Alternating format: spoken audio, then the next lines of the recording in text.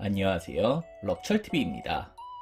오늘 소개해드릴 피규어는 POP 에볼루셔너리 히스토리 스튜시입니다. 2026년 1월 20일에 발매된 피규어예요. 저는 메가하우스 한국 공식 총판 프레젠스 월드에서 제품을 지원해주신 덕분에 이렇게 리뷰를 할 수 있게 됐어요. 항상 아낌없는 지원 감사드립니다. 스튜시는 에볼루셔너리 히스토리에서 네 번째로 발매되는 피규어예요. 근데 앞서 발매됐던 3개의 제품들이 세트 같았던 것과 달리 스튜시는 완전히 다른 컨셉으로 발매가 됐더라고요. 포즈 같은 경우에도 스탠딩 포즈가 아니라 살짝 부유감이 느껴지는 포즈로 나왔고요. 베이스도 앞선 3개의 제품들과 전혀 다른 디자인으로 발매가 됐어요. 이게 통일감이 깨져서 아쉬울 분들도 계시겠지만 또 스튜시랑 따로 세트를 이루는 피규어가 나오지 않을까, 이런 기대감도 생기는 것 같네요. 에볼루셔너리 히스토리 피규어들은 발매 이후에 다 평가가 굉장히 좋았죠. 스튜시도 이런 높은 기대를 충족시켜 줄 수 있을지 궁금해지네요. 그럼 지금부터 바로 언박싱을 시작해 보겠습니다. A few moments later. 구성품은 베이스와 일체형으로 나온 스튜시의 본체와 그리고 날개 2개로 이루어져 있습니다. 날개가 워낙 크다 보니까 연성이 있는 재질로 나오지 않을까 생각을 했는데요. 근데 실제로 만져보니까 굉장히 단단한 재질로 나왔네요.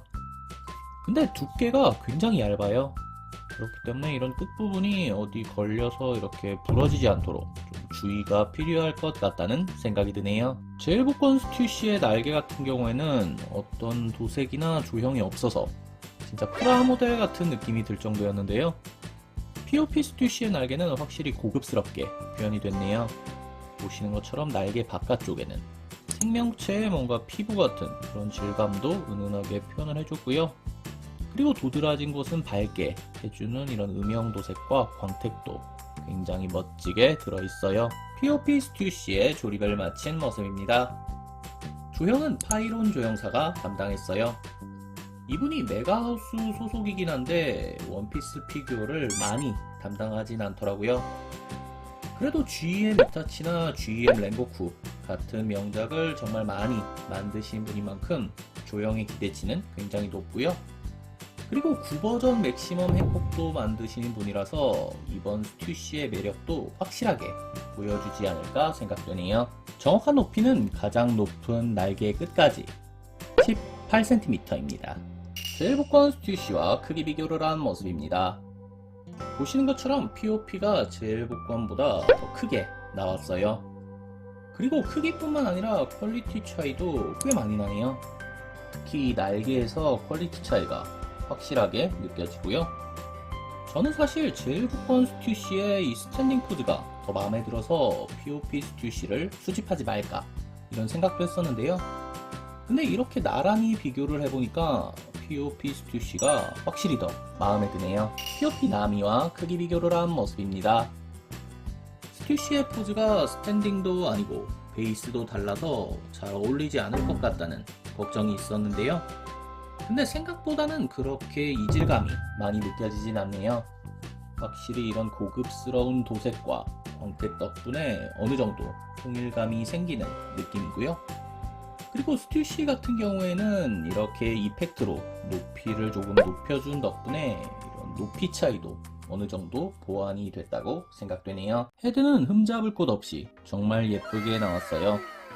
시선도 한쪽으로 이렇게 치우쳐져 있어서 굉장히 자연스럽게 느껴지고요.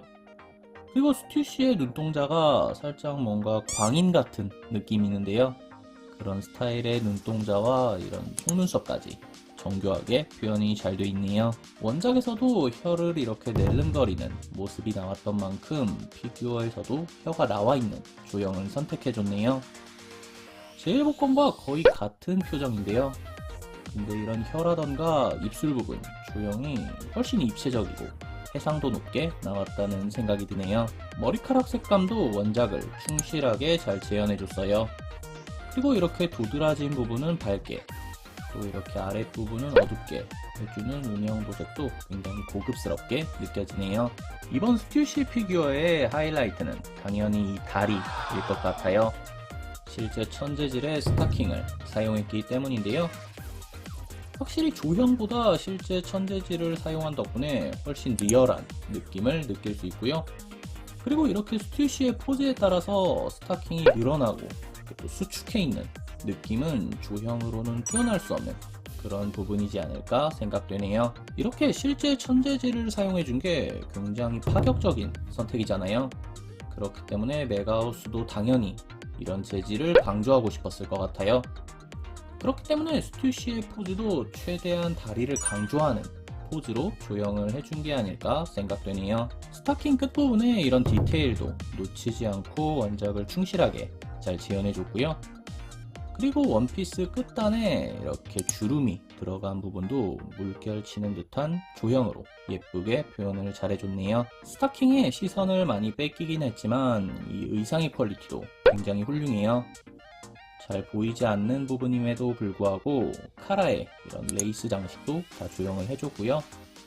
스튜시가 항상 착용하고 있는 이 넥타이 같은 경우에는 핫핑크 색감에 끝으로 갈수록 보라색으로 변하는 색감으로 굉장히 예쁘게 표현을 해줬네요. 왼손에는 루치의 모자를 들고 있어요.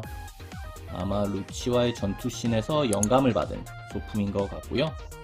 스튜시가 아무렇게나 잡아서 구겨져 버린 그런 모자의 질감이 실제 천재질처럼 자연스럽게 표현되어 있네요. 이펙트가 스튜시와 그렇게 관련이 높은 이펙트는 아니에요.